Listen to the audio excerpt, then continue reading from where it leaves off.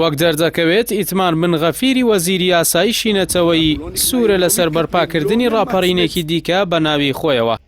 ئارام ناگرێت تا حکوومەتی ئیسرائیل و سوپا و گشت ئیسرائیلیەکان نەخاتە ناوکارێکی هێڵەشەوە کە ئیسرائیل بگۆڕێت بە وڵاتێکی بێزراوی قێزەون.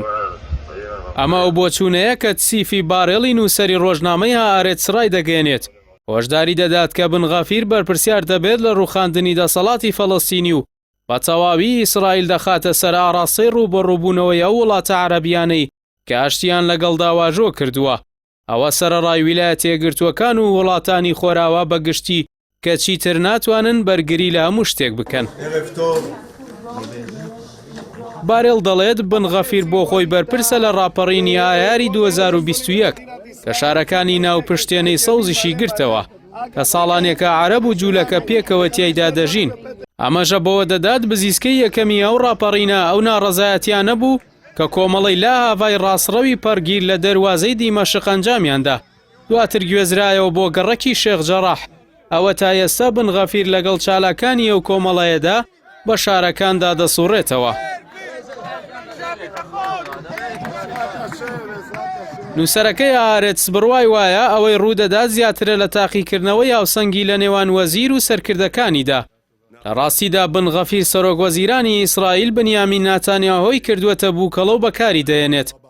لە درێژەی وتارەکەیش بارێڵ دەڵێت وەزیری یاساییی نەتەوەیی نوێ بۆ خۆی بڕیاردەرە و لەمە دووە بڕیار لەسەر سیاسەتی دەرەوەی ئیسرائیلیش دەدات. هەر ئەویش ستراتیژی سوپا دیاری دەکات لەبارەی ئەو بەرەیە کە گەرمتر دەبێت لە کەناری خۆراوە و کەرتی غەزا. نووسەر دەڵێت لە سەردانەکەی ناتانیاهۆ بۆ دیداری محەممەد بن زایدی سەرۆکی ئیمارات و هاوڕێ میسریەکەی عەبدولفەتاح سیسی ناوبرا وەکو پەنجەرە و ڕووی سیاسەتی ئیسرائیل دەردەکەوێت. بەڵام ڕاستیەکەی شتێکی ترە. ئەوە بن غەفیرە لیستیکار و چالاکیە سیاسیەکانی سەرۆک وەزیران دیاری دەکات. بارێڵ هەڵسەنگاندنەکەی بەوە کۆتایی پێدەێنێت کە ناتانیاهۆ ئەم قۆناغە نوێیی سەرۆک وەزیرانی بە چاواشەکاری و فێڵبازی دەست پێ کرد. ئەو وای نیشاندا کە بن غەفیری ڕازی کردووە بە دواخستنی سەردانەکەی بۆ حەرەمی قودسی کە پێچەوانەکەی دەرچوو. بەم شێوازە ڕەفتاری ناتانیاهۆ ژیانی سڤیلە ئیسرائیلی و فەڵەستینی و ئەفسەر و پۆلیس و سەرباز و ئاسایشی ئیسرائیلی دەخاتە مەترسی ڕاستەوخۆوە. יהודים יעלו להר הבית, אנחנו מבהירים לחמאס.